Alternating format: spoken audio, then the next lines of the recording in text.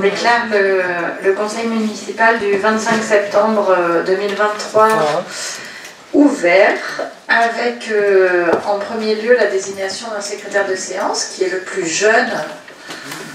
Et c'est Anne-Philippe Petit qui l'est. Est-ce que vous êtes d'accord avec la désignation d'Anne-Philippe Petit en secrétaire de séance?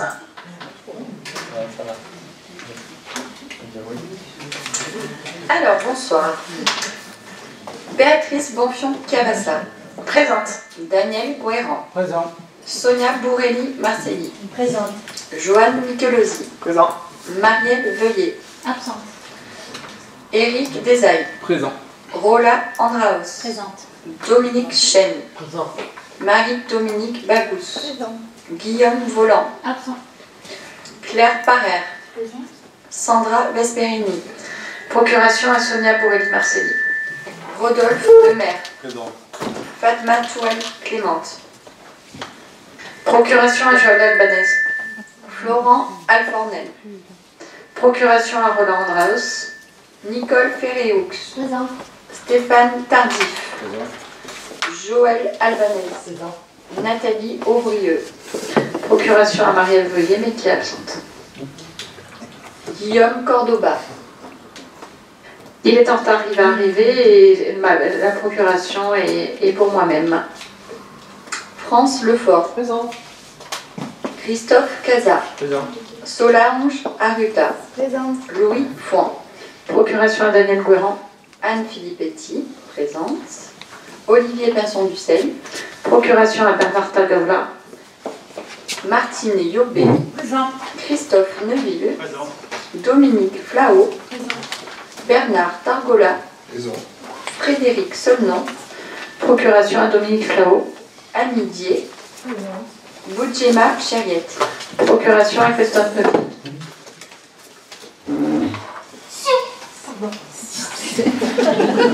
À vos souhaits. À la tienne. Alors, nous allons commencer par l'approbation du procès-verbal du conseil municipal du 26 juin 2023. Avez-vous des remarques ou des observations à faire, s'il vous plaît?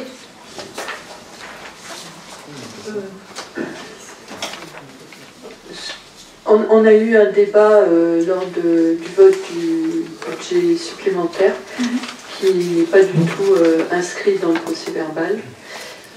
Donc on souhaiterait que ce soit rajouté.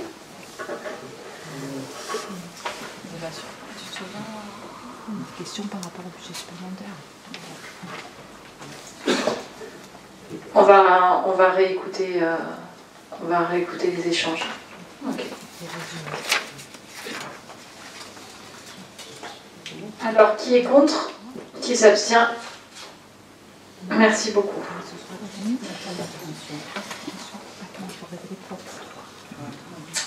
Alors, information du conseil municipal, compte rendu des décisions prises en vertu de la délégation du conseil municipal du 16 juillet 2020. La 2023-59, signature d'un contrat avec la société Logitude Solutions pour la maintenance du logiciel municipal GVE pour un montant de 432,89 € hors taxe et d'un montant annuel de 693 € hors taxe.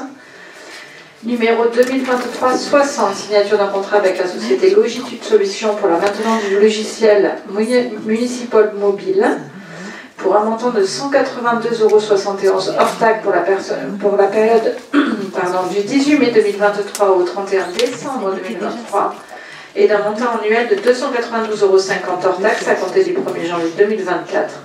Le montant de la maintenance annuelle par licence s'élève à 97,50 € hors taxe. La 2023-61, versement de la somme de 350 € à M. Ludovic Cazin, représentant légal de M. Gaël Cazin, dans le cadre de la Convention pour le soutien financier aux jeunes athlètes de haut niveau. La 2023-62, encaissement de la somme de 11 356,35 € versée par Reliance Mutuelle Assurance au titre d'indemnisation suite aux dommages causés par les inondations coulées de boue survenues le 4 octobre 2021 à l'école primaire Ouvière. La 2023-63, désignation du groupement SARL Maubège AP et DMI Provence pour une mission de maîtrise d'œuvre dans le cadre de la réhabilitation de la chapelle Saint-Michel pour un montant de 35 375 € hors taxe, soit un taux de rémunération de 12,5%. Numéro 2023-64, versement de la somme de 2040 €, représentant le montant des frais honoraires dus à Maître Burtès Ducel, désigné pour défendre la commune dans l'affaire référencée commune de Fuveau contre M. Philippe Tuvignon. 2023-65, signature de l'avenant numéro 1 au contrat de maintenance avec la société PACA Ascenseur Service pour la gestion GSM Téléalarme, fourniture carte SIM et prise en charge de l'abonnement et des communications liées à la carte SIM pour l'ascenseur du groupe scolaire et de Louvière pour un montant annuel de 120 € hors taxe. La 2023-66 n'est pas utilisée, donc la 2023-67 jusqu'à la 2023-75 sont les différentes associations qui interviennent pour les activités périscolaires. La 2023-76, signature d'un contrat de location avec un renouvellement pour un usage d'habitation principal 623 bis rue Jean Monnet, Clos Saint-Michel, avec Madame Michel Fontanini pour une durée de 6 ans à compter du 1er juin 2023, moyennant un loyer mensuel de 236,70 €, auquel s'ajoutent les charges, avec un forfait annuel d'eau de 180 € réparti sur 12 mois et la taxe d'ordure ménagère une fois par an à réception par le propriétaire de la taxe d'ordure ménagère. La 2023-77, signature d'un contrat de location à usage de garage, espace Saint-Roch avec monsieur et madame Masperge pour une durée de 6 ans à compter du 1er juillet 2023, moyennant un loyer mensuel de 96,65 €. La 2023-78, signature d'un contrat de location à usage de garage à espace Saint-Roch avec monsieur et madame Stellin pour une durée de 6 ans à compter du 1er juillet 2023, moyennant un loyer mensuel de 96,65 €, auquel s'ajoute un forfait mensuel de 33 € pour la consommation électrique, pour le rechargement d'un véhicule électrique. Numéro 2023-79, signature d'un contrat de location à usage de garage, espace Saint-Roch avec madame Annie Fontaise pour une durée de 6 ans, à compter du 1er juillet 2023, moyennant un loyer mensuel de 96,65 €. Numéro 2023-80, signature d'une convention avec l'Office du tourisme pour l'entretien de ses locaux par des agents communaux. Le coût forfaitaire de cette prestation s'élève à 152 € par mois pour 2 heures d'intervention par semaine. L'Office de tourisme s'engage à rembourser trimestriellement la commune. De la numéro 2023-81 à 2023-82, ce sont une nouvelle fois des associations qui exercent au titre des activités périscolaires. La 2023-83 et 90-2023 et 91-2023, désignation de maître Olivier Burtès Doucet pour défendre la commune dans le contentieux, engagé par la SASU Château-Larc-Resort devant le tribunal administratif de Marseille, demandant l'annulation de l'arrêté interruptif de travaux numéro 438-2023, pris en date du 8 juin 2023, signifié le 9 juin 2023 par Maître Ray, huissier de justice, et retiré par le pétitionnaire le 13 juin 2023. La 2023-84, signature d'une convention de service d'assistance et conseil juridique à compter du 1er janvier 2023 pour une durée de 3 ans avec le cabinet d'avocats SCP Béranger Blanc Burtès Doucet, 69 rue Sainte, 13001 Marseille, dans le domaine du droit public des collectivités territoriales, conseil régulier au titre de l'urbanisme ou au titre de toutes les interventions relevant d'une commune. Le montant annuel de cette prestation s'élève à 17 000 € hors taxe. 2023-85, signature d'un contrat de location à usage de garage rue Barthélemy-Niolon avec madame Aline Méronneau pour une durée de 6 ans à compter du 1er août 2023, moyennant un loyer mensuel de 94,91 €. Numéro 2023-86, signature d'une convention de partenariat et d'adhésion à la mission locale du Pays d'Aix. La mission locale s'engage à accueillir tous les jeunes de 16 à 25 ans révolus de la commune, conformément à ses statuts et de répondre à leurs problématiques d'insertion sociale et professionnelle. La commune versera à la MLPA une cotisation annuelle d'un montant de 1,55 € par le nombre d'habitants. Numéro 2023-87, signature d'une convention avec la mission locale du Pays d'Aix pour la mise à disposition de locaux communaux au sein du service social afin d'y tenir leur permanence en direction des jeunes de 16 à 25 ans. Numéro 2023-88, signature d'un contrat de location à usage de garage lieu-dit du Tuve avec Madame Nathalie Larocque pour une durée de 6 ans à compter du 11 août 2023, moyennant un loyer mensuel de 95,31 €. Numéro 2023-89, versement d'une somme de 350 € à Georgia Salsano dans le cadre de la Convention pour le soutien financier aux jeunes athlètes de haut niveau. Numéro 2023-90, désignation de maître Azan pour une consultation juridique spécifique en vue de faire un pourvoi en Conseil d'État contre l'ordonnance rendue le 18 juillet 2023 par le tribunal de Marseille dans le contentieux commune de Fuveau contre la SASU Château-Larc. La numéro 2023-91, versement de 6 000 € représentant le montant des frais honoraires dû à maître Hervé Arzan, désigné par une consultation juridique spécifique en vue de faire un pourvoi en Conseil d'État contre l'ordonnance rendue le 18 juillet 2023 par le tribunal administratif de Marseille dans le contentieux commune de Fuveau contre la SASU Château-Larc.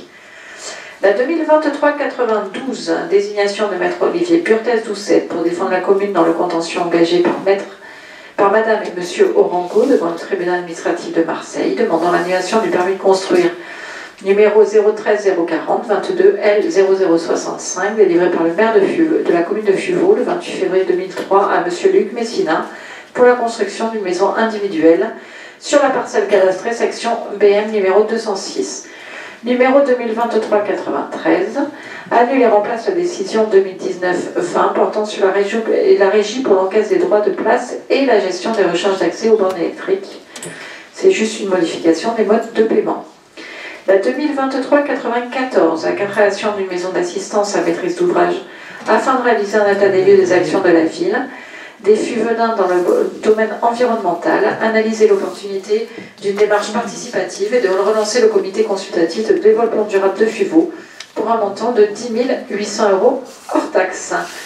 La 2023-95, signature d'un contrat de location avec un renouvellement à usage de garage, rue de la Providence, avec Madame Virginie Verrecchia Carretero, pour une durée de 6 ans à compter du 1er septembre 2023, moyennant un loyer mensuel de 96,88 €.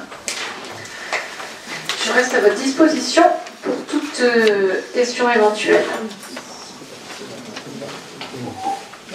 C'est bon, merci. C'est une question sur la 63, sur la chapelle Saint-Michel. Oui. Alors les travaux portent sur quoi? Et est-ce que ça comprend aussi les alentours de la chapelle Saint-Michel? Voilà. Sur quoi portent tous ces... Non, en fait c'est simplement le projet de réhabilitation de la chapelle Saint-Michel qui dure depuis déjà quelques années. Les travaux ont été revus suite à une campagne de fouilles et à des préconisations de la DRAC. Donc M. Baumège est un architecte du patrimoine spécialisé dans la réhabilitation des bâtiments patrimoniaux. Et la commune, donc sur la base de son estimation, va solliciter tous les financements possibles de ses partenaires. Et si tout se passe bien, les travaux devraient commencer ou fin 2024 ou en 2025, selon l'obtention ou non d'une dérogation de la DRAC. Et les travaux, c'est quoi? C'est la réhabilitation entière de la chapelle Saint-Michel, c'est-à-dire notamment l'ensemble de la toiture, mais également les façades et l'intérieur. Et les fouilles ont donné quoi? Les fouilles, pour l'instant, elles vont être faites. Ah d'accord. Pour l'instant, on n'a pas de retour. D'accord. Merci. Une question sur la 64. Pardon. Oui, pardon. Une question sur la 64. Le jugement a-t-il été rendu et si oui, quel en est le résultat? Alors, non, le jugement n'a pas été rendu.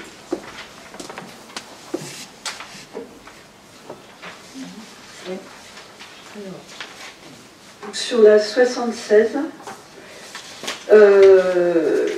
donc c'est l'occasion en fait, en voyant apparaître ce contrat de location, de savoir quel est l'état des logements de la commune en termes de DPE, diagnostic de performance énergétique, et c'est-à-dire est-ce qu'il y a des logements qui sont FG plutôt, et qu'il faut donc réhabiliter pour pouvoir...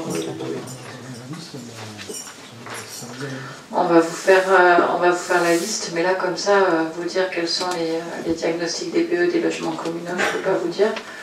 Mais de toute façon, comme vous faites partie de la commission avec l'économe de flux. Vous savez bien que les bâtiments communaux font une attention nous avons une attention toute particulière pour les bâtiments communaux et notamment pour les logements communaux, donc nous le ferons très volontiers pour améliorer évidemment la performance énergétique de l'ensemble des logements que nous mettons à disposition.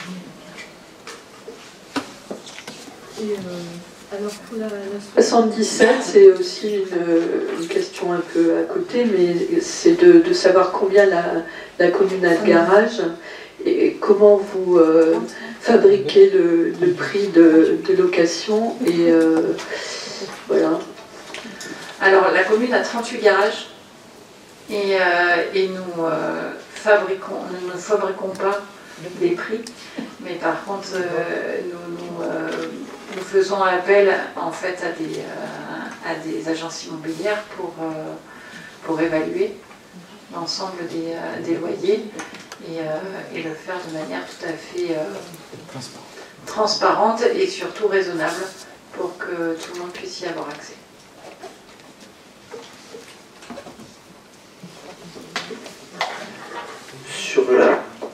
C'est bon. Sur la numéro 84, donc, pardon. Pour la 83, c'est aussi un peu à côté pour rappeler donc qu'il y a des actions en cours qui sont lancées par l'association Les Amoureux de Château-Larc et qu'elle a besoin de fonds. Donc si vous pensez que son action est utile, c'est bien de participer financièrement. Alors, nous sommes très heureux que vous vous intéressiez à Château-Larc et que vous soyez du côté de la commune maintenant, et ce qui n'était pas le cas depuis plusieurs années maintenant. Mais maintenant que nous sommes en contentieux, etc., nous, à titre personnel et même au niveau de la commune, nous avons des difficultés à pouvoir faire des dons. Mais par contre, nous nous réjouissons de votre intérêt soudain pour ce projet que la commune... pardon, excusez-moi, laissez-moi finir s'il vous plaît, Madame Flao. La commune soutient, défend justement les intérêts de la forêt et souhaitait justement ne pas voir ce projet sortir et ça fait 22 ans. Et ça fait 22 ans que vous nous reprochez de nous arc-bouter. Mais maintenant, je suis ravie de voir que vous êtes aux côtés de la commune et vraiment, ça me fait plaisir de vous voir sur France 2. Je sais pas de quoi vous parlez et je trouve que ces attaques permanentes ont vraiment aucun sens. Ah, mais ce n'est pas une attaque permanente. Il suffit simplement de regarder les anciens positionnements au conseil municipal qui nous demandaient simplement de nous dire qu'on dépensait beaucoup d'argent pour défendre la commune contre Château-Larc et qu'il fallait quand même aller négocier et il fallait sortir par le haut de cette histoire et négocier avec le propriétaire foncier. Donc je me réjouis de vous voir aussi investi. Et ce n'est pas une attaque, je vous ai vu sur France 2, c'est pas une attaque, vous vous êtes positionné en tant que municipalité, c'est pas une attaque. Je ne suis pas positionnée en tant que municipalité, on m'a positionnée en tant que municipalité, mais c'est pas le sujet. Et j'espère qu'on en sortira par le haut et que la forêt sera protégée. C'est tout ce que nous voulons depuis 22 ans, Madame Flao. Mais par contre, effectivement, que vous ne vous positionnez pas comme municipalité, mais il y a un moment donné où vous avez bien dit à quelqu'un que vous faisiez partie de la municipalité. Sinon, voilà. Et il aurait été bien que la municipalité soit au courant que vous vous exprimiez. Je vous rappelle juste que la municipalité, dans son ensemble, opposition et majorité, est attaquée pour 19 millions d'euros. C'est pas pour rien que la majorité ne s'exprime pas. Finalement, vous allez dire qu'on a tort de faire ce qu'on fait, ce qui est un peu général dans votre expression. Absolument pas. Jamais je ne me permettrai de vous dire que vous avez tort, Madame Flao. Je vous dis simplement que de s'exprimer au nom de la municipalité quand la municipalité est attaquée dans un contentieux et que vous vous mettez en position de municipalité dans les médias, on s'expose. C'est simplement ça. Après, vous le savez très bien, et j'ai été la première à aller vous dire, il faut que vous nous aidiez parce que justement, il faut qu'on s'insurge tous contre la destruction des forêts. J'étais la première à vous le dire, vous ne pouvez pas me dire le contraire. Bien sûr. Et sur France 2, il était dit que j'étais dans la minorité. Mais peu importe, vous faites partie de la municipalité, majorité ou municipalité. On est associé à aucune décision, alors n'allez pas faire comme si on est associé à aucune décision. Vos décisions, vous les prenez sans nous. Bien sûr. Derrière, on peut éventuellement voter pour ou contre. Bien sûr. Ok. Mais ça n'a rien à voir. Vous savez très bien que la municipalité est attaquée en contentieux. Vrai ou faux? Bien sûr, et j'espère que vous gagnerez. Que nous gagnerons. C'est pas nous qui gagnerons, c'est nous tous qui gagnerons, Madame Flao. Que la population gagnera. Exactement. Et nous sommes les représentants de la population, Madame Flao. Et ça fait 22 ans que la municipalité se bat pour ça. Nous sommes aussi les représentants de 47% de la population. C'est ce que je vous dis. Et nous sommes rarement convoqués à des décisions préalables à ce qui est présenté en conseil municipal. Alors voilà, vous voyez, tout à l'heure vous me disiez que vous aviez des attaques qui étaient insupportables, moi je vous réponds la même chose, parce que vous êtes régulièrement là, Madame Flao, quand même, et on se voit régulièrement. Donc ne me dites pas que vous n'êtes pas conviés, c'est pas vrai. Sur lesquels on est conviés, c'est vrai. Merci.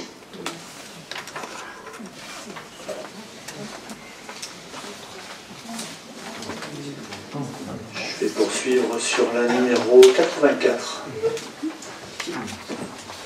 Sauf erreur, cette convention fait suite à une première convention qui avait d'un coût de 20 000 €, qui était un coût forfaitaire, non pas un coût annuel, c'est ça, sur une première convention. Alors à plusieurs reprises, on vous a demandé des éléments de bilan par rapport à cette première convention, alors sachant qu'effectivement il s'agit de prestations intellectuelles, donc on n'avait pas forcément de rapport à nous fournir, mais quel bilan vous tirez, vous, de cette première convention? C'est la première question. Et puis, deuxième, qui n'est pas vraiment une question, mais plutôt le souhait de renouveler une recommandation que nous avions déjà portée la première fois au sujet de cette convention, à savoir la nécessité, comme le font très souvent les institutions, les entreprises, de différencier des missions de conseil des missions de défense. Effectivement, il nous semble imprudent de confier au même cabinet à la fois des études et du conseil et des missions de défense lorsqu'un contentieux lorsqu'un dossier part en contentieux. Mais voilà, on avait déjà eu l'occasion d'aborder ce sujet. On a un petit exemple un petit peu plus tard dans le compte rendu, enfin dans les décisions qu'on commentera tout à l'heure, mais voilà, on voulait à nouveau renouveler cette recommandation qui nous semble être de bonne foi. Très bien, on le note. Et pour ce qui est du bilan, nous on a un bilan très positif puisque nous pouvons justement interroger régulièrement Maître Burtès Doucet ainsi que l'ensemble de son cabinet pour toute cette question juridique. Et il est quand même très important pour une commune comme la nôtre qui n'avons pas la ressource pour avoir des juristes en interne. Donc c'est vrai que ces conventions nous sont très utiles et sont loin d'être à la hauteur d'un salaire chargé d'un juriste. Sur le fond, on est tout à fait d'accord avec le fait d'avoir recours à des conseils et des expertises. On a toujours défendu l'idée de faire appel à des experts sur des sujets pointus.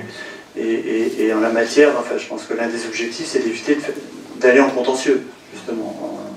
Voilà. Mais d'où la nécessité, pour illustrer un peu, d'où la nécessité de différencier le conseil et la défense, parce que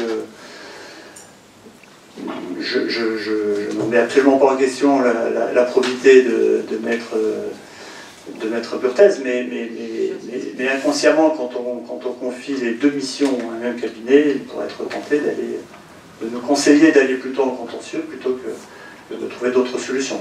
D'où ce conseil de prudence, qui encore une fois est appliqué par la plupart des institutions ou des grandes entreprises. Alors j'ose espérer qu'effectivement vous ne mettiez pas en doute la probité de Maître Burthez qui a juré. Et je n'ai aucun doute sur le sujet. Quand on va en contentieux, c'est toujours un échec. C'est jamais une gloire d'aller en contentieux. Donc, et pour nous, et pour Maître Burthez. Donc je n'ai aucun doute là-dessus. Et effectivement, ça fait des années que Maître Burthez travaille pour la commune. Il connaît très bien la commune, tout comme son cabinet. Et effectivement, il nous semble tout à fait logique et vraiment, on n'a pas de souci là-dessus et c'est tout à fait légitime pour nous que de leur confier notre convention d'assistance où je vous rappelle que c'est pour 17 000 € hors taxe, ce qui est loin, très loin. Par an, ce qui est très loin d'un salaire chargé d'un juriste. C'est la raison pour laquelle on se permet de renouveler justement ces conventions d'assistance. Pardon? Avec un autre, ce serait possible aussi.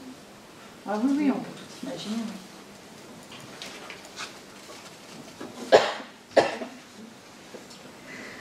Moi, j'avais une question par rapport à la 86. Je crois que l'année dernière, vous nous aviez donné un bilan de la convention avec la mission locale. Donc, voilà, l'idée, ce serait de savoir combien de jeunes suivis, quels sont les résultats, est-ce qu'il y a des contrats engagement jeunes, etc. Voilà, on aimerait avoir quelque chose d'un peu plus formel. Parce que, bon, si je travaille en mission locale, je sais bien qu'ils ont des tableaux de toutes les sortes avec toutes les couleurs. Donc, ça serait bien si on pouvait l'avoir. Tu as raison Martine, on va te le faire passer sans aucun problème. Et ils nous ont envoyé le bilan 2022 très récemment de l'action de la mission locale sur notre commune avec un nombre de jeunes à accompagner qui est de 82 en 2022 contre 62 en 2021. Force est de constater de l'utilité justement de faire appel à la mission locale. Les primo accueillis étant au nombre de 36 contre 18 l'année d'avant.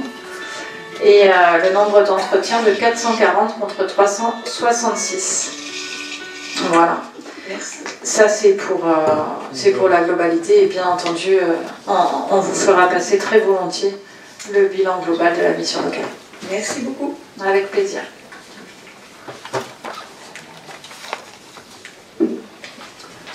Sur les numéros 90 et 91, désignation de maître Azan, donc à la fois sur une consultation juridique puis défense lors d'un recours au Conseil d'État. Donc c'est lié à la 83, recours contre l'AIT qui a été retoqué par le tribunal administratif, c'est bien ça? Absolument. Okay.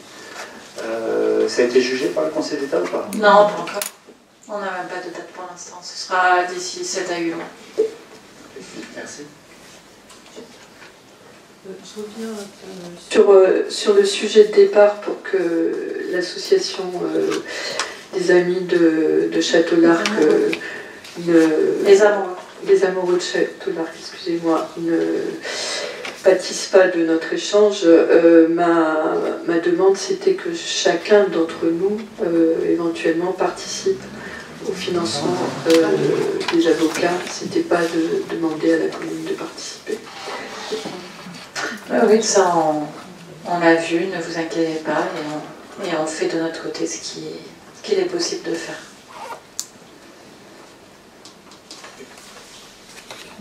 C'est bon. Allez, encore une question. Alors pour la 94, je voulais vous signifier notre très grande satisfaction de voir cette décision prise. Est-ce qu'il serait possible d'avoir une idée du cahier des charges qui a été demandé à cette société? Et est-ce qu'il est prévu un comité de pilotage dans lequel éventuellement on serait associé? Absolument, on vous fera passer le cahier des charges et puis quand nous avancerons sur le sujet, on vous en fera part sans aucun problème.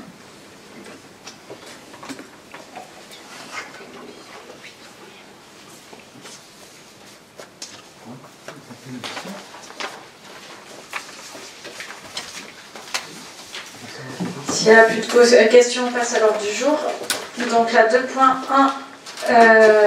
sur les affaires générales avec le groupe scolaire de la Barque, attribution du marché de maîtrise d'œuvre.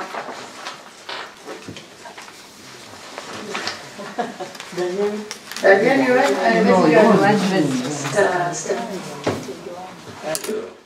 Bonsoir. J'ai peut-être pas besoin de tout lire.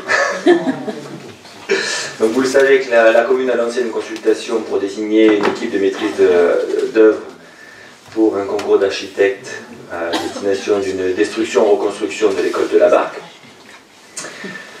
Je vous passe les détails de ce qui a été demandé puisque normalement tout le monde a pu le lire. Vous savez les exigences que l'on a pu mettre dans le cahier des charges sur le nouveau bâtiment en termes de normes environnementales, de caractère social. Tout ça a fait que les équipes d'architectes ont perdu un petit peu de temps. Au final, il ressortait à l'issue d'un premier jury 3 groupements d'architectes qui ont été sélectionnés. Et ces architectes ont pu remettre des plis avec des projets pour cette nouvelle école. Ces projets étaient bien sûr, lorsqu'ils ont été consultés, anonymes. Ils ont été classés par vote. Pour le projet A a eu 14 voix sur 17, le projet B 3 voix et le projet C 0 voix sur 17. Une fois l'anonymat levé, il s'avère que le projet A correspond à l'architecte au groupement d'architectes 8,5. Ce dernier a été contacté pour une négociation avec Madame le maire sur certaines enveloppes. Les missions ont pu être négociées d'un point de vue tarifaire. Vous avez le détail dans la note de synthèse. Il est proposé à l'Assemblée délibérante donc d'attribuer le marché de maîtrise d'œuvre à l'équipe 8,5, accompagné de SP2I, relief paysagiste, réédificaré, et si IGTech acoustique Chronos pour un taux de maîtrise d'œuvre de 10,49%, soit 607 056,30 € hors taxe, sur la base d'une estimation prévisionnelle des travaux de 5 787 000 € hors taxe et d'émissions complémentaires pour un montant de 95 485,50 € et d'autoriser Madame le maire à signer et à notifier le marché de maîtrise d'œuvre tel que présenté ci-dessus. Juste pour information, sachez que nous avons derrière moi 2 planches de propositions de projets faites par ces cabinets d'architectes. Ce sont des propositions, attention, ça ne veut pas dire que tout va être exactement comme ça, hein. Il va y avoir encore un travail de fait dessus. Madame Flao, vous étiez présente, je crois, le jour de la consultation de l'ouverture des prix. Des plis. Il y a trop de prix. Il y a trop de prix, voilà,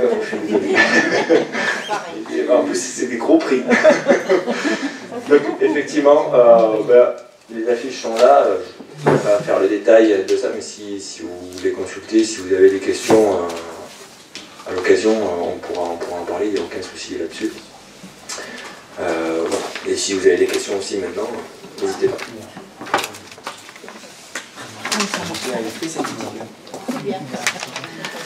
Je voulais dire pour notre équipe qu'on est très satisfait de la méthode et des objectifs que vous avez assignés à ce projet et qu'on pense que ça sera un beau projet.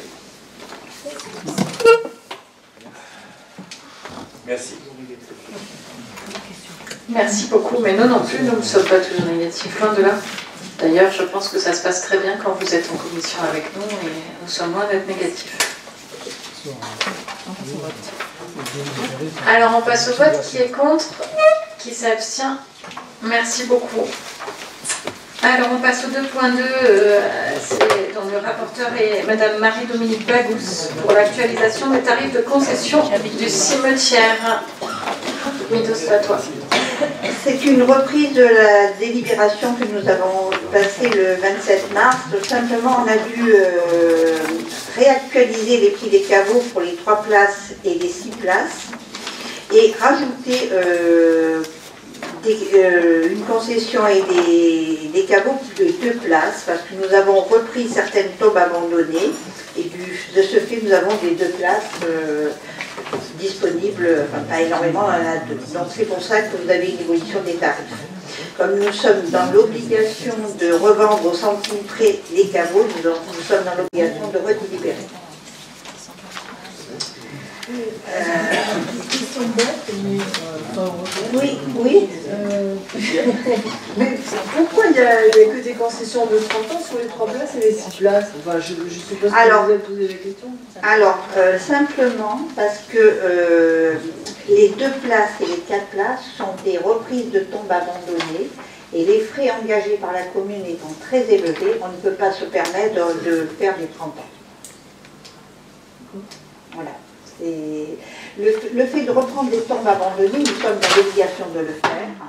Et la remise en état des tombes, je vous passe les détails, la remise en état d'une chapelle ou d'une tombe coûte très cher.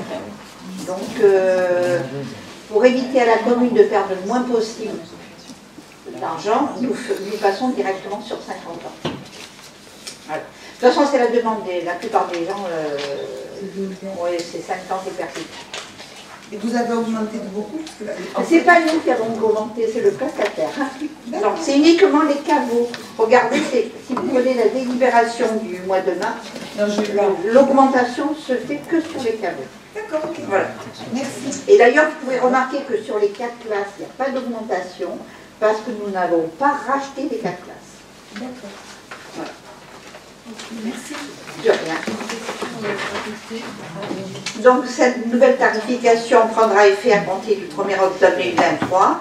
Aussi, il est proposé à l'Assemblée délibérante d'actualiser les tarifs des concessions et des caveaux, tels qu'énoncés ci-dessus, d'autoriser Madame le maire à signer tous documents nécessaires. Il y avait une question, pardon. Oui, c'est une question à côté encore. J'ai découvert, et peut-être vous le saviez vous, mais moi je ne savais pas, qu'il y avait un certain monsieur Dupaïs qui avait habité au Puget, qui était en fait une personne qui a participé à la Révolution. Donc fin du XVIIIe siècle, et il semblerait qu'il y a quelques années, ses descendants n'ont pas accepté de reprendre le caveau. Je voulais savoir si vous conserviez des photos ou d'anciens caveaux sur lesquels on pourrait éventuellement trouver quelque chose. Je ne peux pas vous répondre, on peut se renseigner là-dessus, mais je ne sais pas. Franchement, je ne sais pas. C'est-à-dire que lorsqu'on reprend des tombes abandonnées, elles sont dans un tel état de délabrement que les photos, généralement, on en a des chapelles, des reprises de photos, mais il n'y a plus de nom, il n'y a plus rien. Pardon? C'est quelqu'un qui l'a relancé. Non. Par contre, Midou, effectivement, dans le cadre de la reprise des tombes en l'état d'abandon, il y a une procédure très complexe. Ah oui. Et à ce titre-là, chaque tombe reprise a fait l'objet quand même de reportages photographiques, de courriers, de recherches de descendants, etc. Donc dans le cadre de ces photos faites au titre de cette procédure, peut-être il y a des choses intéressantes à voir. Voilà.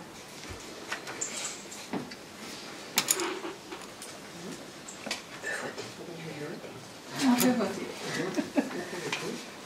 Qui est contre? Qui est pour? Qui s'abstient, pardon? Merci beaucoup. Alors, la 2.3, c'est Dominique Chêne pour l'élaboration du RLPI du Pays d'Aix avec l'arrêt du projet.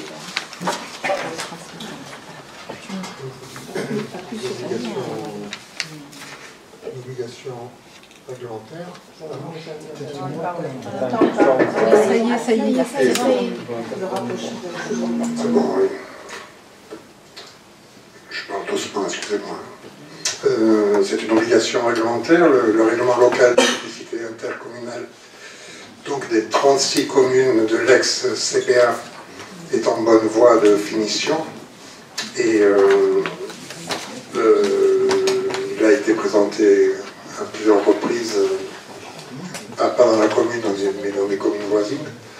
Personnellement, j'ai assisté à X visioconférences sur le sujet. Le modèle de RLPI, donc c'est ça concerne la publicité, est beaucoup plus souple que notre précédent règlement local de publicité FUVELA, mais très, très proche quand même. Et là, cette délibération demande un avis favorable sur l'arrêt du projet de règlement local de publicité intercommunale du Pays d'Aix, qui est annexé à la délibération. Donc c'est pour demander au conseil municipal d'arrêter le projet tel qu'il est dans l'état, sachant qu'il va y avoir une enquête publique qui va démarrer, si je ne me trompe pas, octobre-novembre. Donc là, s'il y a des personnes qui veulent faire des remarques, ils pourront le faire tranquillement. Je voudrais faire une remarque un peu en annexe de tout ça. Nous avons fait jouer notre règlement local de publicité Fuvelin récemment, et il fallait le faire maintenant, avant que le RLPI soit adopté, sinon ça repoussait les échéances concernant les panneaux publicitaires, notamment les gros 400-300, entre 2 et 6 ans selon la procédure. Notre RLP Fuvelin a été arrêté en 2018, et donc les personnes qui possédaient les panneaux 400-300, notamment à la marque, avaient donc, dans le cadre de notre règlement, 2 ans et puis plus 2 ans pour se mettre en conformité. Donc si on n'avait pas fait cette opération un peu musclée cette année pour faire enlever ces panneaux, et que le RLPI entre-temps a été adopté, il prenait le pas sur RLP, et ça redonnait donc aux annonceurs X années encore de pollution visuelle sur le quartier de la Barque notamment. C'est pour ça que cet été, le deuxième trimestre cet été, les panneaux 400 ont disparu sur la zone de la Barque et de tout ce qui est zone urbaine, où c'est désormais interdit. Et le RLPI va le confirmer. Mais ça nous a permis d'agir rapidement. Il n'en reste qu'un seul en place, c'est celui qui est près du stade Georges Martin, mais les services s'occupent pour régler ce détail. Voilà.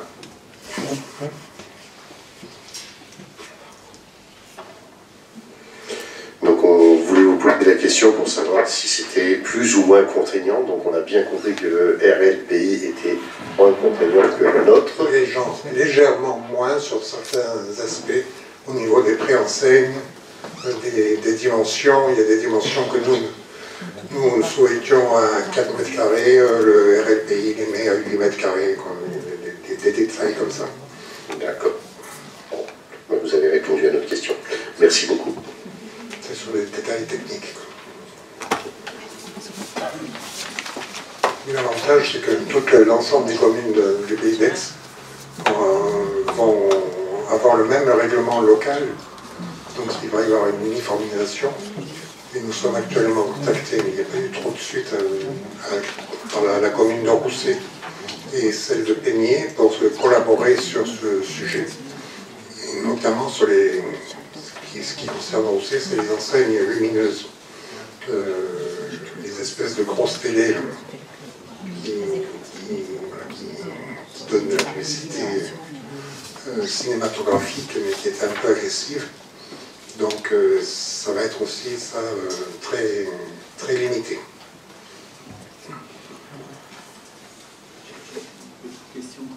Petite question complémentaire, est-ce que l'extinction des enseignes lumineuses la nuit est intégrée dans ce règlement ou est-ce que ça fait l'objet d'une autre réglementation? Non, c'est intégré dans le règlement, oui, tout à fait.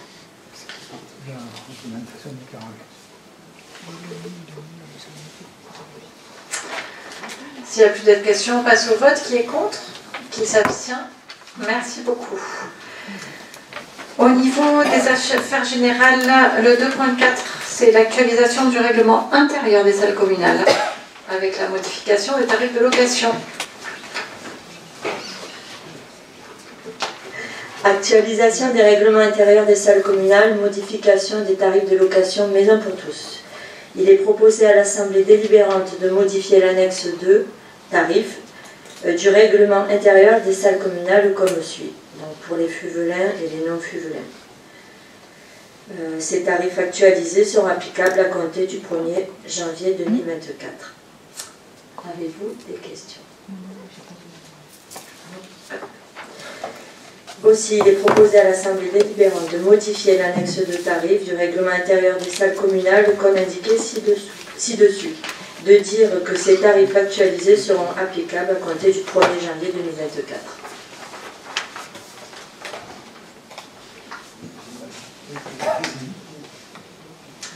Est-ce que vous avez des questions?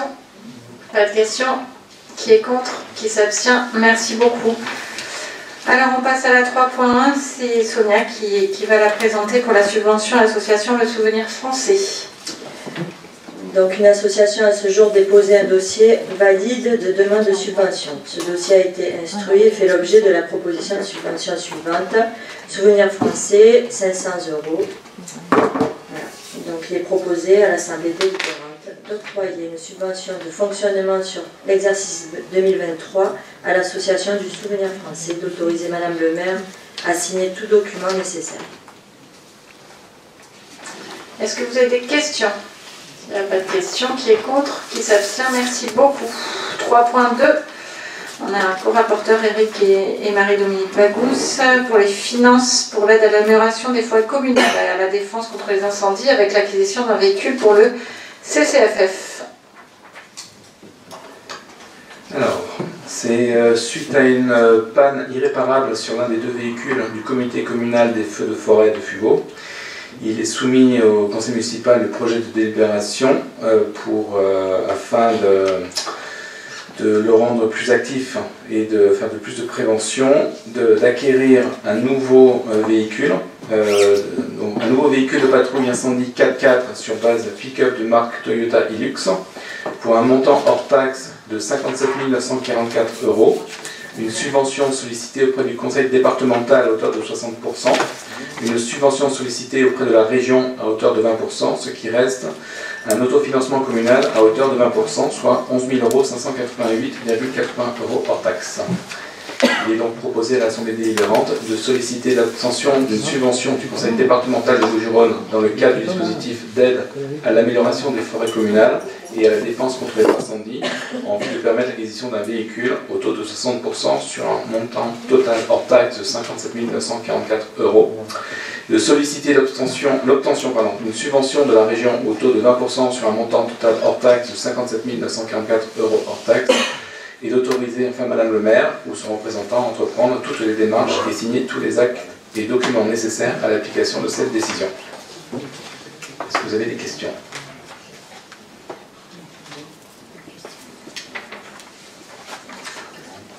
Pas de questions? Qui est contre? Qui s'abstient? Merci beaucoup. La 3.3 concerne la demande de subvention avec l'aide à l'accessibilité des services publics aux personnes à mobilité réduite pour une demande au conseil départemental. Eric, s'il te plaît. Donc, afin de rendre accessible le premier étage de l'hôtel de ville aux personnes à mobilité réduite, aux mamans avec poussettes et aux personnes âgées ayant du mal à monter des escaliers, la commune souhaite réaliser un monte-charge ascenseur dans la cour de l'hôtel de ville et de revoir la disposition et de reprendre certaines pièces du premier étage, salle d'attente et sanitaire entre autres.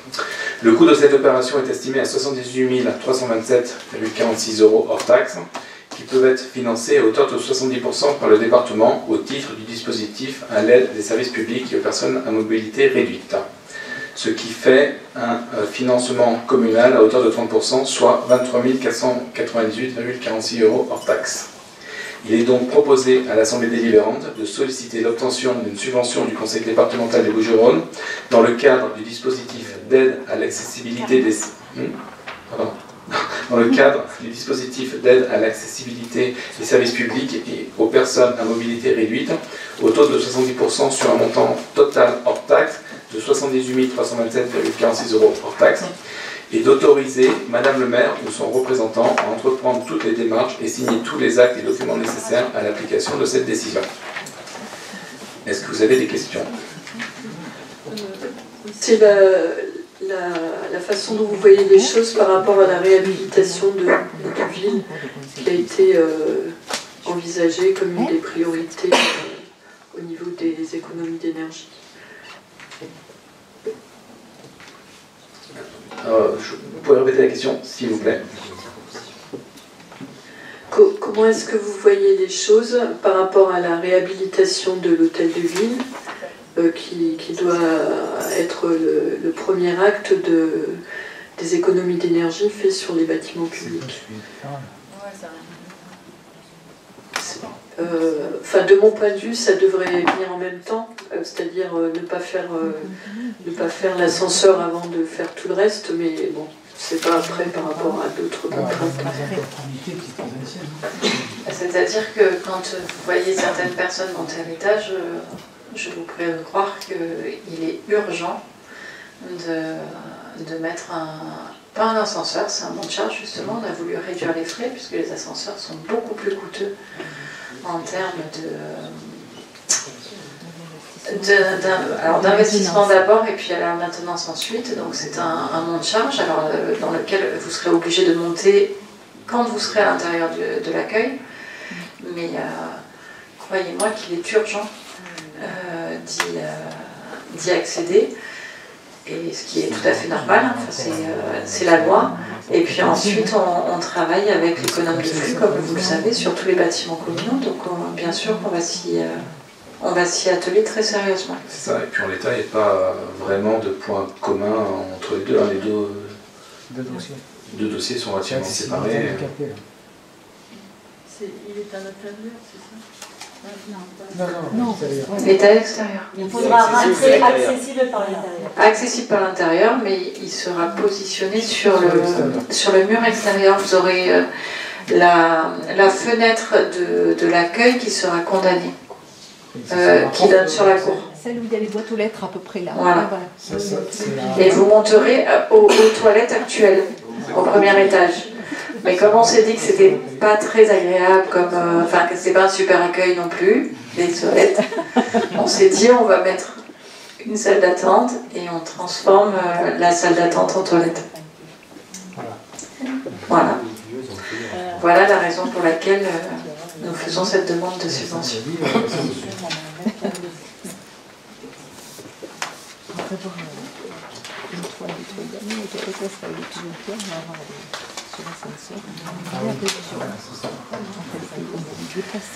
S'il n'y a plus d'autres questions, on passe au vote. Qui est contre? Qui s'abstient? Merci beaucoup. La 3.4 concerne la taxe d'habitation pour les majorations de la part des cotisations communales pour les logements non affectés à l'habitation principale. Je ne vais pas tout vous lire parce qu'on en a déjà discuté un petit peu et je pense que tout le monde est au courant. Donc cette possibilité s'est ouverte aux collectivités situées dans les aires urbaines de plus de 50 000, est ouverte pardon, déjà, plus de 50 000 habitants. L'objectif c'est de le faire à des zones présentant de sérieuses difficultés d'accès au logement. Il y a cependant des dégrèvements, la liste est fournie. Donc, dans ces communes, le conseil municipal peut majorer la part communale de la cotisation de la taxe d'habitation due au titre des logements meublés non affectés à l'habitation principale. Cette délibération doit intervenir avant le 1er octobre de l'année pour être applicable lors de l'année suivante. Au regard de la forte tension sur l'accès au logement pour la population, il est proposé au conseil municipal de majorer la cotisation de la taxe d'habitation due au titre des logements meublés non affectés à l'habitation principale, afin d'inciter les propriétaires à remettre sur le marché de la ville pour financer le service public offert à la population. Il est donc proposé au conseil municipal de majorer de 60% la part communale de la cotisation de taxe d'habitation due au titre des logements meublés non affectés à l'habitation principale, de dire que cette majoration prendra effet à compter du 1er janvier 2024 et de préciser que la présente délibération sera transmise aux services préfectoraux compétents en matière de fiscalité et de contrôle de légalité, ainsi qu'à monsieur le trésorier payeur d'Aix-en-Provence. Est-ce que vous avez des questions?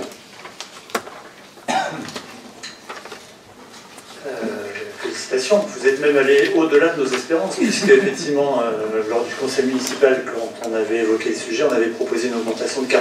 Vous êtes allé au maximum proposé par la loi, enfin offert par la loi, à savoir 60%. Donc bravo, on va soutenir favorablement cette disposition. Juste une petite remarque peut-être, ou une question. En fait, dans la délibération, il est noté, effectivement, et vous l'avez dit, que cette recette supplémentaire vise à financer le service public offert à la population. Alors pourquoi ne pas utiliser ces recettes supplémentaires pour la politique du logement et l'affecter effectivement à ce pourquoi cette disposition a été créée? Et puis une question, est-ce que vous avez une estimation des montants que la commune va pouvoir récupérer suite à cette délibération? Alors, concernant l'utilisation, on va dire, de ces montants, ça sera discuté lors du budget primitif de l'année 2024. Donc on verra où on le répartit, hein, tout simplement, en fonction des besoins de chaque service et de la politique de la ville. Et concernant la deuxième question que j'ai oubliée, excusez-moi. Aux alentours de 75 000 euros. Ah oui, pardon, excusez-moi, ça y est. Non, non, désolé. Le montant, non, mais du coup, j'ai réfléchir en même temps. Mais non, non, nous avons fait différentes simulations et les montants, je les ai dans un mail. C'est 75. 75, voilà, c'est 75 pour le 60%. Mais on avait fait différentes simulations, on était parti du 75 000 euros par an. Excusez-moi. Malheureusement. 75 millions, ça fait bien longtemps qu'on l'aurait passé, mais 75 000 euros s'il n'y a pas de dégrèvement. Oui, c'est ça surtout, c'est-à-dire qu'on pourra vous l'affecter, on pourra l'affecter, on pourra vous dire réellement les recettes que nous pourrons encaisser dès lors que nous aurons la vérité entre, si j'ose dire, des prix, c'est-à-dire que vous avez quand même des dégrèvements sur des personnes qui peuvent travailler, je vous dis un exemple à la Durane, et qui habitent Paris en résidence principale, mais qui ont une résidence secondaire à Fuveau. Et si c'est le cas et qu'ils travaillent sur Aix-en-Provence, ils peuvent avoir ce dégrèvement, et tant mieux, et c'est très bien. Le but n'est pas d'assommer les gens de taxes. Donc voilà. Donc il y a pas mal de dégrèvements, même si on part en EHPAD, etc. On est dégrévé également. Ce n'est pas considéré comme une résidence secondaire. Voilà la raison pour laquelle on ne peut pas l'affecter dès aujourd'hui. Vous n'avez pas entendu mon message préliminaire, mais vous regarderez la vidéo. Je vous prie de m'en excuser. Mais j'ai entendu que vous étiez d'accord et que vous allez le soutenir. Yes. Parce que même si je suis pas dans la salle, je l'entends. Vous avez entendu que vous étiez allé au-delà de nos espérances. En plus, alors là, écoutez, les bras m'en tombent, Christophe Neuville. Je suis tellement heureuse. Vous avez fait ma soirée. Non, trêve de plaisanterie. Il est important de faire preuve de principe de réalité et justement de gérer au mieux les finances de la ville compte tenu du contexte actuel. Donc nous sommes très heureux d'être complètement en accord tous ensemble sur ce projet qui ne fait pas plaisir à tout, qui ne fait plaisir à personne, parce que augmenter des taxes, ça ne fait plaisir à personne.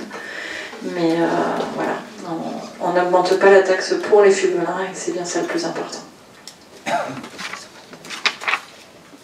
S'il n'y a pas d'autres questions,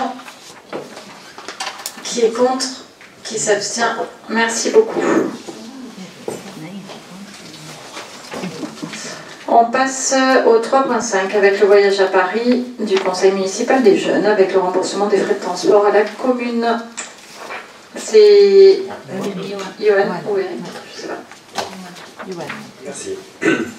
Donc vous le savez, pour remercier les jeunes conseillers municipaux de leur implication tout au long du mandat, Madame le maire a souhaité leur offrir un voyage mémorable, puisqu'ils vont avoir la chance de découvrir à la fois l'Assemblée nationale et le Sénat. Cette journée, c'est donc après-demain, mercredi 27 septembre 2023. Elle concerne les 27 enfants du conseil municipal des jeunes et ils seront accompagnés par 13 adultes. Le coût total du voyage aller-retour en TGV s'élève à 2 997,20 € pour les 40 personnes. Donc, la commune prend à sa charge les frais de voyage pour les jeunes conseillers municipaux, donc pour un montant de 1 711 €. Les adultes accompagnateurs, les 13 personnes, rembourseront après coup à la commune, chacun à leur place, soit 98,90 € par personne. Il est donc proposé à l'Assemblée délibérante de valider la prise en charge par la commune du coût du voyage en TGV pour les jeunes élus au conseil municipal des jeunes, soit de la somme de 1 711,50 €, et de demander aux 13 adultes accompagnateurs le remboursement à la commune du coût du voyage en TGV d'un montant de 98,90 € par adulte, pour un total donc de 1 285,70 €. Si vous avez des questions. Ils vont pas manger. Comment? Eh bien, si. Ils vont même manger. Et nous aussi. Alors, on a le plaisir de vous annoncer que notre députée, Anne-Laurence Pétel, nous offre les boissons. Attendez, je reprends son texto tout à l'heure parce qu'on a géré les derniers. Vous même boire. Voilà. Hop, hop, hop. Bouteille d'eau, pommes et Kinder Bueno pour les enfants. Voilà, vous savez tout. Pour les adultes, c'est pas. Et nous offrons les pizzas pour 272,50 € exactement. Voilà. Vous savez tout. Je vous prie de m'excuser, c'est pas moi qui fais le menu. Franchement, j'ai remercié. C'est en commission des menus, ça. Voilà. Mais c'est pas nous qui l'organisons. Mais en tout cas, j'ai remercié chaudement Anne-Laurence qui s'est fortement impliquée dans cette organisation. Et c'est déjà sympa. Donc autant vous dire que je pense qu'ils préféreront le Kinder Bueno à la pomme, mais pas que. Mais pas que. Voilà. Mais en tout cas, c'est très très sympa de la part de notre député d'avoir fait cette démarche et de s'impliquer autant dans notre arrivée. Voilà, je tenais à le souligner. Donc oui, mangeront, Annie, ne t'inquiète pas. De la pizza parisienne. De la pizza parisienne, absolument. S'il n'y a pas d'autres questions, qui est contre, qui s'abstient, merci beaucoup. On en est au 4.1 pour la petite enfance avec l'actualisation des statuts de SIVU du relais petite enfance Sainte-Victoire que donc je vais relater suite au changement de dénomination. En fait, c'est simplement un changement de nom du SIVU en RPE, relais petite enfance Sainte-Victoire. Il n'y a rien d'exceptionnel à ça, il n'y a rien d'autre qui change que le nom. En principe, on aime bien en France, quand on s'habitue à quelque chose, on le change. Qui est contre? Qui s'abstient? Qui a des questions? Rien du tout, merci beaucoup. 5.1, cela concerne l'environnement avec la convention annuelle 2023-2024 entre l'association Atelier de l'environnement CPU et du Pays d'Aix et la commune de Fuveau avec la mission de l'économe de flux.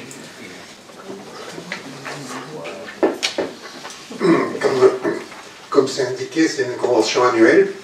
Ça fait une bonne dizaine d'années que nous travaillons avec le CPIE dans le cadre d'une aide, d'une expertise, une aide à la commune concernant la gestion de nos flux. Il s'agit de l'énergie, bien sûr, de l'eau, du gaz, donc de l'essence, de l'électricité, bien évidemment. Et je pense que c'est tous les flux qui sont concernés. L'économe de flux donc, fait des réunions régulières en commission. Madame Flao participe à cette commission. D'autant plus cette année, depuis l'an passé, même au mois de juillet, on a commencé à accélérer un peu les réunions dans le cadre des économies d'énergie nécessaires à effectuer sur la commune et par les services, vu le prix de l'électricité. Voilà. Donc l'économe de flux nous donne ses conseils et son expertise sur ces sujets-là. Et on ne peut que les remercier de leur compétence et de leur présence. Ils ne nous ont jamais fait défaut. Et c'est une très belle prestation que nous fournit là le CPIE. Donc, comme l'an passé et comme l'an prochain, je vous propose d'autoriser Madame le maire à signer la convention annuelle 2023-2024 avec l'atelier d'environnement CPIE du Pays d'Aix annexé à la présente délibération. Est-ce que vous avez des questions? Pas de questions. Qui est contre? Qui s'abstient? Merci beaucoup. On passe au 6.1 avec l'enfance jeunesse pour la modification du règlement intérieur de l'accueil de loisirs associé aux écoles et à la restauration scolaire. Merci, Yoann. Alors, oui, il s'agit juste de modifier un point du règlement intérieur. Comme vous le savez, lors de l'accueil de loisirs de la garderie, communément appelée la garderie du soir, jusqu'à présent, les parents peuvent venir chercher leur enfant à partir de 16h35, puisque ça commence à 16h30, et ce jusqu'à 18h30. Or, après discussion avec le comité technique par rapport à nos difficultés, nous, de mettre un agent qui accueille les parents et en même temps d'avoir les enfants en train de goûter dans la salle, l'échange avec les parents et les représentants du comité technique a évolué et a fait modifier le règlement en disant que désormais les parents pourront récupérer l'enfant qu'à partir de 17h, une fois le goûter passé. Ça permet d'avoir un goûter pris dans de bonnes conditions et pas d'être pressé par le parent qui dit bien vite, mais vite, allez, on y va, partir avec la tranche de pain à la main. Voilà, ça sera, et puis ça va faciliter le travail des agents aussi. Voilà. Donc la modification du règlement porte là-dessus. Il est donc proposé à l'Assemblée délibérante d'approuver la modification du règlement intérieur d'Alaé et de restauration comme énoncé ci-dessus, d'autoriser Madame le maire à signer le règlement intérieur d'Alaé de restauration scolaire ainsi modifié, annexé à la présente délibération. Voilà. Si vous avez des questions. Pas de questions? Qui est contre? Qui s'abstient?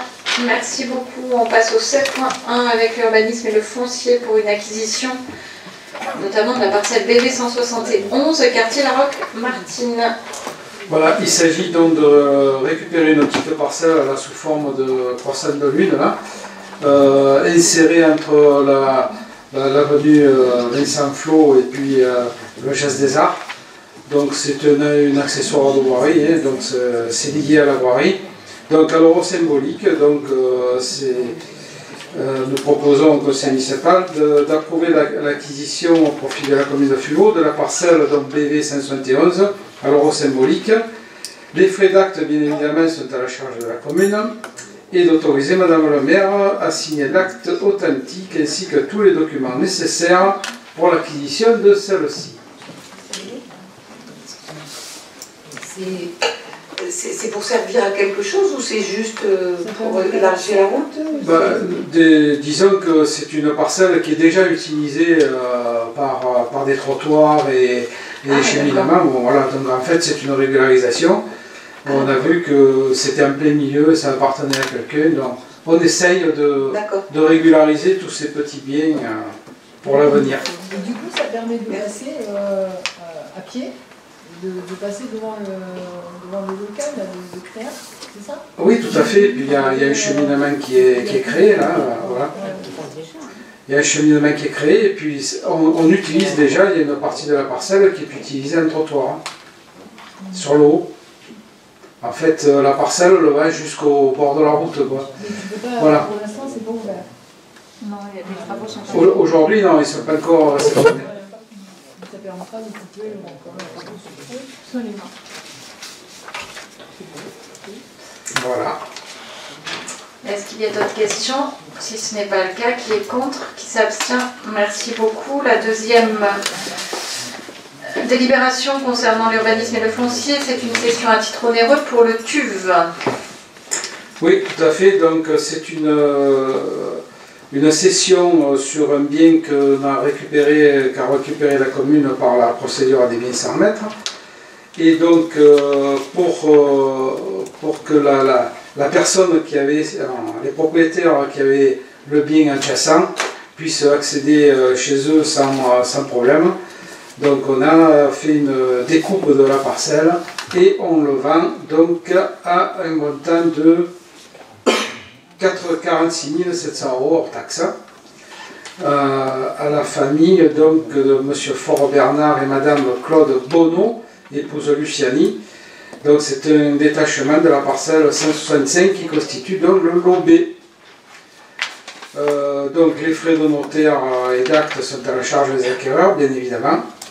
Et Madame le maire, on autorise donc à signer Madame le maire l'acte authentique pour le détachement de 161 m² de la parcelle BS 165. La parcelle, c'est quoi là? Le reste de la parcelle fait plus de 2000 m². Ouais. Et il y a un projet là-dessus? Il n'y a pas vraiment de projet pour l'instant, hein, parce qu'on a un problème encore d'accès public, on va dire, un peu plus bas sur l'impasse de la Bastide des Garrias. Avant de caler un projet public, il faut s'assurer de tous les accès.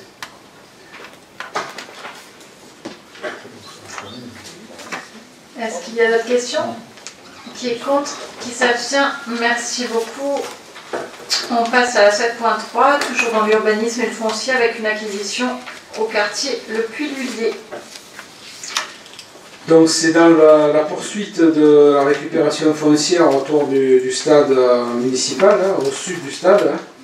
Donc on avait lancé depuis plusieurs années de récupérer toute une série de parcelles. Donc là on peut dire que c'est la dernière de la série. Donc il s'agit d'acquérir une parcelle qui appartient à Madame Caroline Alessandri Nerios et Madame Rios Ould Bahama pour une montant de... Non, je ne suis pas bien révisé. Il s'agit de la parcelle BB 95, tout à fait, pour un montant de 39 705 €. Voilà, les frais de notaire, comme les autres, sont à la charge de la commune, puisque c'est nous qui acquérons cette parcelle.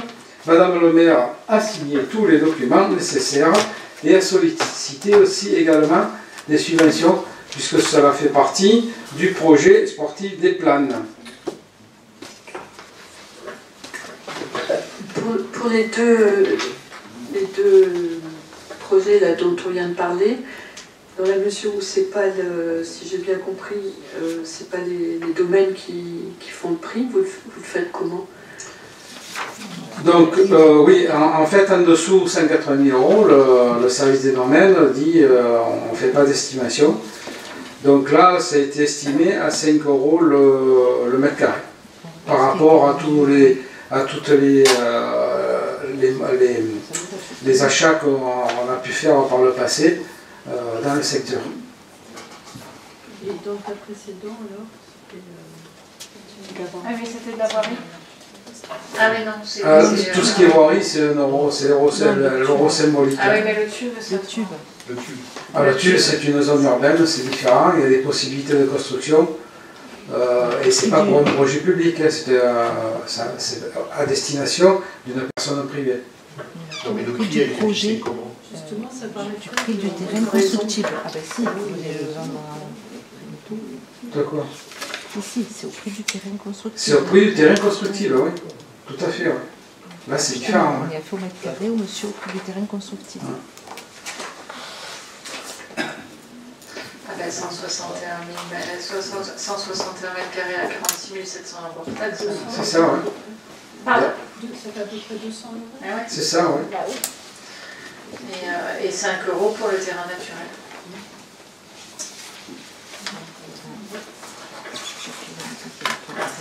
Est-ce que vous avez d'autres questions? Qui est contre? Ah pardon. Sur la 7.3, donc c'est bien le projet de stade d'athlétisme, de parking, etc. Donc ça c'est la parcelle qui va accueillir le parking et qui est... Non? Alors, en parlant de parking, le parking c'est un petit peu, on va dire... voilà. En fait, c'est pas un parking, c'est vraiment quelque chose de naturel, quoi. Ça va rester nature. Mais il est clair que pour les événements sportifs de grande ampleur où on a des perturbations de stationnement et de circulation dans le secteur, il est évident qu'il faut qu'on trouve de l'espace pour garer et stationner les voitures.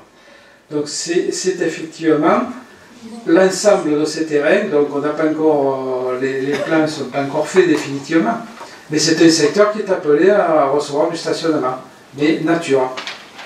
Combien on peut une traque là actuellement? Bon, voilà. Exactement. C'est ça. Ce sera naturalisé. Aucune imperméabilisation. Et pas d'éclairage non plus pour les dire. Pour autant, pour rendre un avis éclairé sur cet achat, présentation globale du projet avec le coût, etc. serait particulièrement opportune, parce que là on vote pour le prix d'une parcelle qui est comprise, donc c'est une dépense comprise dans un ensemble beaucoup plus important que l'on ne connaît pas précisément. Donc, et nous non plus. En fait, nous, la difficulté que nous avons, c'est que nous sommes toujours en étude pour cette fameuse piste d'athlétisme. Non, pas norvégienne. Finlandaise. C'est dans le nord. C'est en fait la piste d'athlétisme qui est prévue par le pôle sportif, je parle sous ton contrôle, Sonia, qui a été prévue par le groupe de travail sport, justement. C'est donc une piste finlandaise et donc qui épouse totalement les reliefs et respecte totalement l'environnement. On s'adapte à la colline. Absolument. Et pour ce faire, nous sommes contraints, contrairement à d'autres, de faire un inventaire des espèces protégées, mais également une loi sur l'eau. Donc nous sommes toujours en étude. Et ça fait 2 ans maintenant. Voilà. Donc dès que nous aurons le retour de ces études, nous pourrons vous faire un prix, un montant global et un bureau d'études global. En complément, quand même, sur cette parcelle-là, si vous avez regardé le PLU, elle est fortement impactée par un emplacement réservé à destination d'un bassin de rétention de crues par rapport à la zone urbaine qui est dessous. Hein. Donc en fait, sur cette parcelle-là, il y a aussi un gros emplacement réservé pour tout ce qui est rétention pluviale. Il y a des études également qui sont donc conduites en ce moment par Ménélic, par Ménélic le nouveau nom du SAGE, par rapport justement à la rétention d'eau liée à la thèse qu'il faudra faire dans le futur. Et ça impacte la piste finlandaise. Donc du coup, on attend le résultat des études du Ménélic qui devrait intervenir d'ici la fin de l'année 2023. Ils nous ont dit, voilà, pour après faire étudier et faire chiffrer du coup le projet de pôle sportif.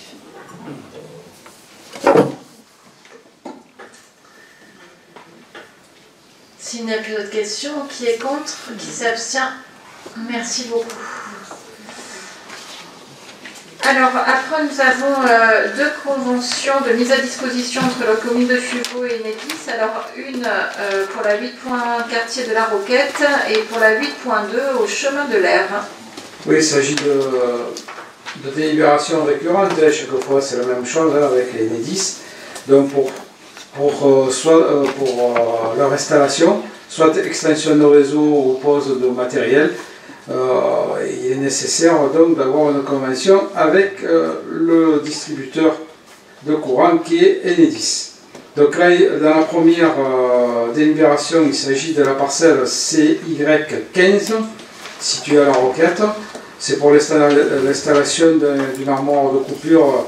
En fait, il s'agit d'un interrupteur haute tension. À côté d'un poste qui s'appelle Marthe. Voilà, si vous, la situation exacte, c'est sur le chemin d'Itéride, là, à proximité du chemin d'Itéride. En fait, c'est dans le cadre des dévoiements du réseau du contournement de la barque. Hein, tout le réseau haute tension de la vallée là, est en train d'être revu et dévoyé pour ces travaux-là. Donc là, il s'agit de poser cet interrupteur haute tension, donc de faire passer en amont, comme j'arrête de lire toute la délib, et de préciser qu'à titre de compensation, Enedis versera à la commune 20 € avant l'acte notarié. Voilà. Et de donner autorisation à Madame le maire de signer cette convention. Ça va leur coûter plus cher. Grand plaisir, ça nous coûtera plus cher que les euros, mais c'est pas grave. Voilà, et je vous parle de la deuxième également. Bien sûr. Voilà, donc ça, par contre, on les vote séparément. C'est une convention alors, absolument récurrente, puisque c'est lié à un permis de construire OC. Donc, permis de construire obtenu. Donc, le pétitionnaire a demandé le branchement Enedis, donc il est nécessaire pour Enedis de faire une extension de réseau et sur le chemin de l'Air, sur la parcelle communale BE 349. Donc nous donnons l'autorisation à réaliser ce branchement à la parcelle de M. Hoc. Oui. Sur la 8.2, nous avions évoqué... C'est Rémoro aussi, pardon, excusez-moi. Je vous écoute. Merci. Sur la 8.2, donc nous avions évoqué lors d'un précédent conseil un contentieux entre les propriétaires, le ou les propriétaires du chemin et la commune, autour de la notion de chemin rural. Donc notre question est la suivante. Est-ce que cette convention de servitude signée avec Enedis repose sur la parcelle sur laquelle repose le contentieux, ou est-ce que c'est une autre parcelle? Je pose la question parce que les plans que l'on a eus sont, c'est une copie de scan, etc. Et c'était vraiment pas clair, donc on n'y voyait rien. D'où cette question. Merci. Alors là, la convention sur laquelle on est, c'est une parcelle privée de la commune. Ce n'est pas celle qui fait le... Absolument pas. C'est pas le chemin. C'est pas le chemin de l'air. Ensuite, le chemin de l'air, je pense, va faire l'objet d'un contentieux plus tard. Suite en fait à l'enquête publique qui a eu lieu en 1997, qui donnait le nom de chemin de l'air et l'impasse de l'air comme chemin rural, mais qui n'avait pas été enregistré au cadastre à l'époque, donc c'est un peu compliqué, mais pour beaucoup d'entre eux. Voilà. On vote pour le 8.1. Qui est contre? Qui s'abstient? Merci beaucoup. Pour le 8.2, qui est contre? Qui s'abstient? Merci beaucoup. Je vais avoir le plaisir de répondre à votre question orale, qui n'en est pas qu'une, mais plutôt 5. Mais j'ai trouvé mignon l'astuce. C'était mignon. On le tente. Allez, on y va. Je vous écoute. Ah, vous voulez, je les ai, hein?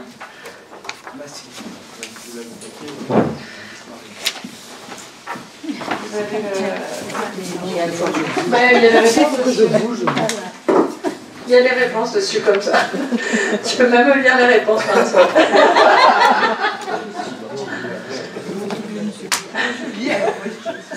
Vas-y, lis-les-moi, je te lirai les réponses. On le fait à deux voix. La rentrée est le moment de faire le point. Nous souhaiterions donc connaître l'avancement des dossiers suivants. La ZAD.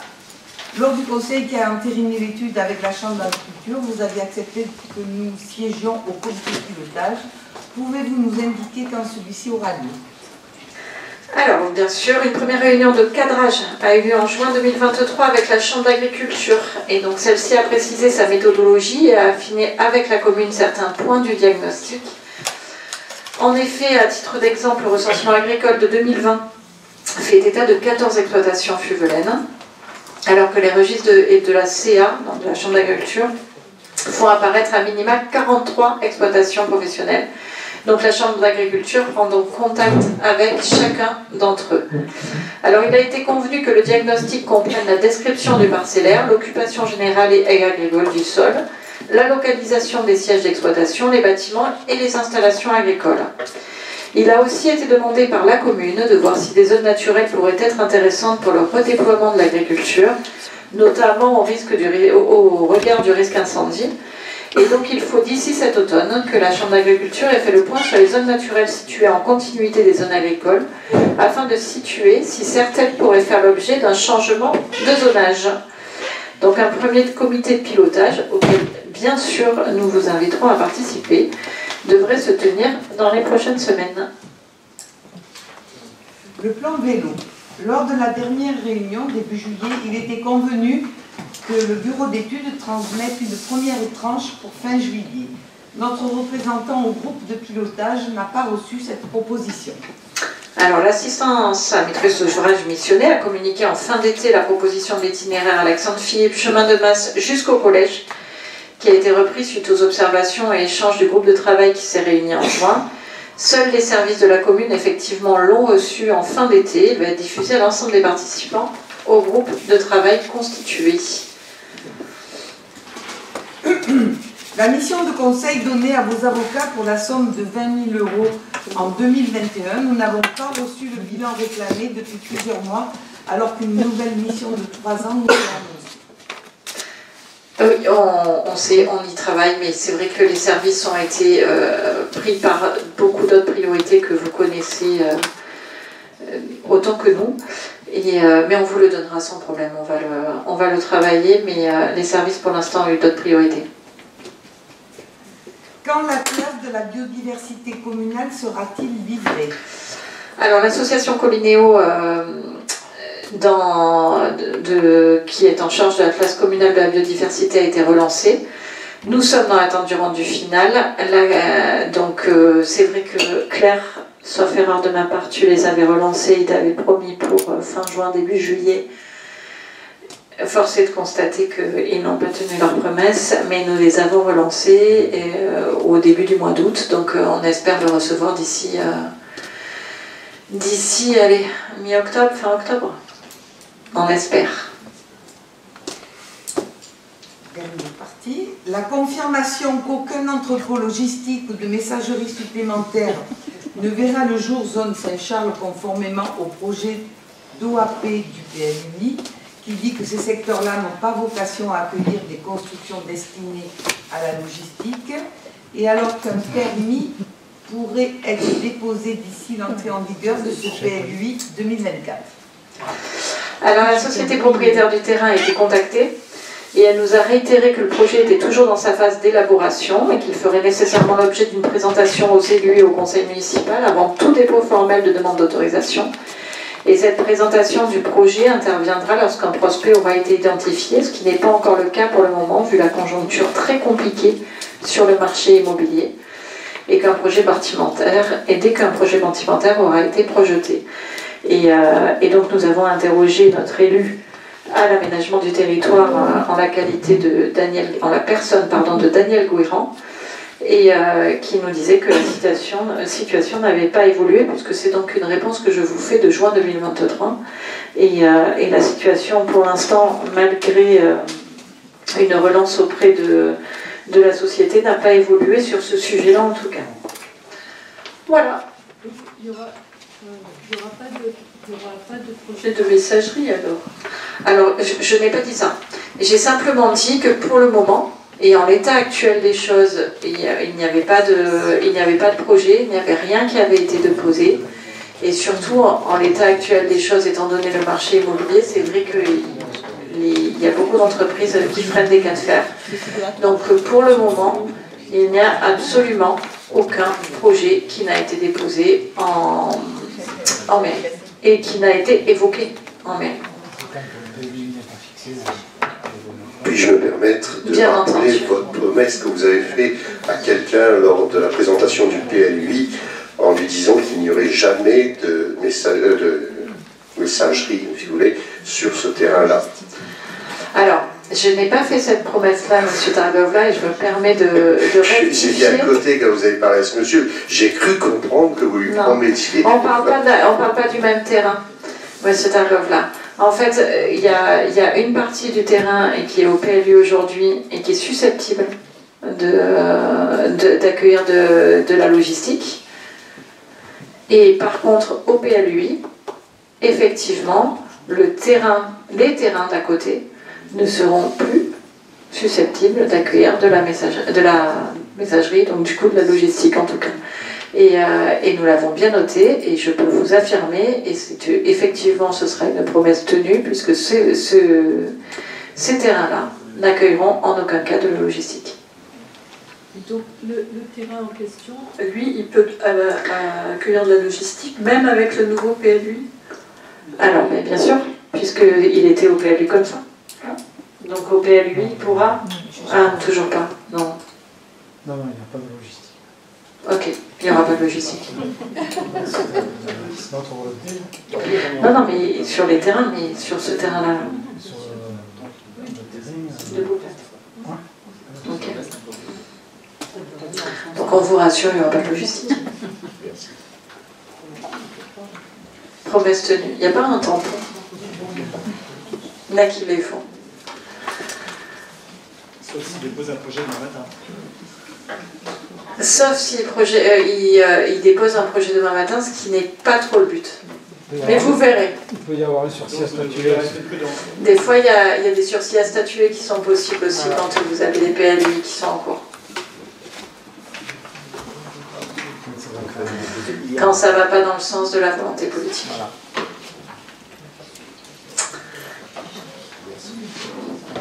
Vous n'avez pas d'autres questions?